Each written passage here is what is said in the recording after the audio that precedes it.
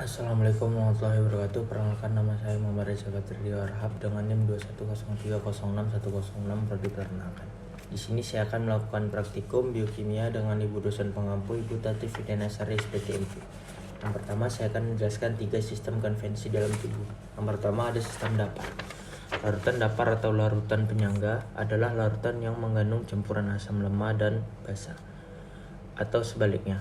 Secara alami, sistem dapar bikarbonat digunakan untuk mengatur pH darah karena darah mengandung sistem dapar asam bikarbonat dan garam bikarbonat. Yang kedua, saya akan menjelaskan tentang sistem respirasi. Proses respirasi yaitu tubuh menggunakan oksigen, menyingkirkan karbon dioksida serta uap, melibatkan O2 dan pelepasan CO2 di alveoli. Yang kedua, transportasi O2 dan alveoli ke jaringan. Yang ketiga, transportasi CO2 dari jaringan ke alveoli. Yang ketiga, saya akan menjelaskan tentang sistem ekskresi melalui ginjal.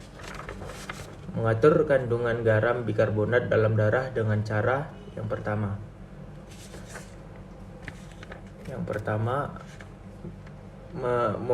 mobilisasi ion H+ di tubulus proksimal dengan reabsorpsi Na+. Yang kedua, sekresi ion H+ di tubulus distal ditukar dengan Na+. Yang ketiga, membentuk amonia atau NH4+ di tubulus distal menggunakan Na+ yang terpakai. Selanjutnya, saya akan menjelaskan tentang air. Air merupakan senyawa yang memiliki rumus kimia H20 yang berfungsi untuk penyusun jaringan pada hewan dan juga tumbuhan. Di mana air dibedakan menjadi dua, yaitu intraseluler dan ekstraseluler. Di mana intraseluler di dalam air hampir 50% dari bobot tubuh termasuk ternak. Kemudian ekstraseluler yang berada pada luar sel seperti urin. Fungsi air juga sebagai berikut. Yang pertama, sebagai katalisator di mana menghilangkan sebagian besar panas yang ada di dalam tubuh. Yang kedua, pembantu proses pencernaan seperti pada pembentukan enzim yang dihidrolisis yaitu sekrosa. Yang ketiga, air sebagai pelumas bagi tulang. Ini. Yang selanjutnya, air membantu pertukaran gas dalam pernapasan dengan menjaga kelembapan alveoli pada paru-paru. Ini. Selanjutnya, air sebagai pengangkut berbagai zat pengangkutan bahan makanan ke dalam sel dan keluar sel. Selanjutnya, saya akan menjelaskan tentang dari mana sumber air pada ternak.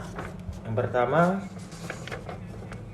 dari air minum. Dengan memberikan minum pada ternak sehari sekali apabila ternak merasa kehausan. Yang kedua, air yang terkandung pada makanan, di mana air mengandung pada bahan makanan dan konsentrat. Yang ketiga, air metabolik. Air metabolik yang terdapat pada hasil dari oksidasi makanan dari molekul kompleks di dalam tubuh. Selanjutnya, saya akan menjelaskan bagaimana menghitung air metabolik. Yang pertama, bila suatu ransum mengandung 10% protein, 20% lemak, dan 55% KH.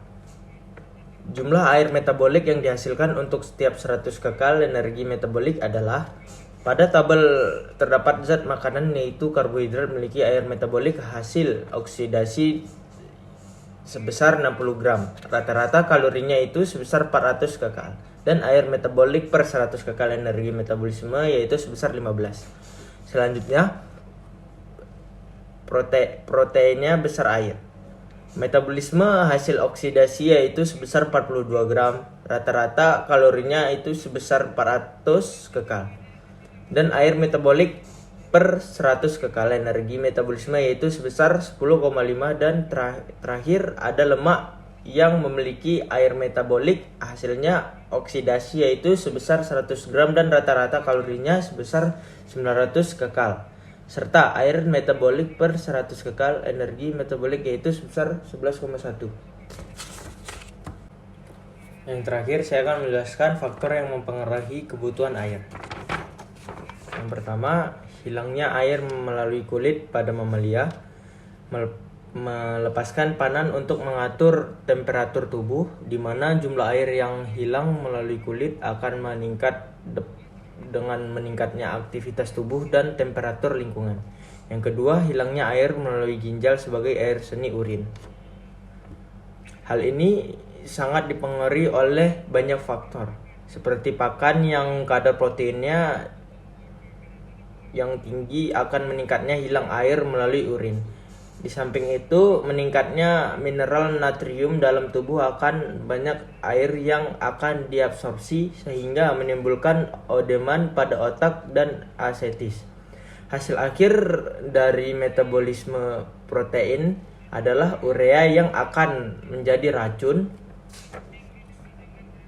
bagi saluran kencing. Untuk mengencerkannya diperlukan air sampai konsentrasi yang tidak berbahaya. Yang ketiga, hilangnya air melalui pernapasan hampir 40% pada unggas. Selanjutnya, saluran pencernaan, bentuk pakan dan susunan pakan memiliki pengaruh. Contoh pakan yang sifatnya pengancar yang menyebabkan air banyak keluar bersama feses. Ekskresi kotoran sapi lebih basah dari kambing. Sekian praktikum saya kali ini. Assalamualaikum warahmatullahi wabarakatuh.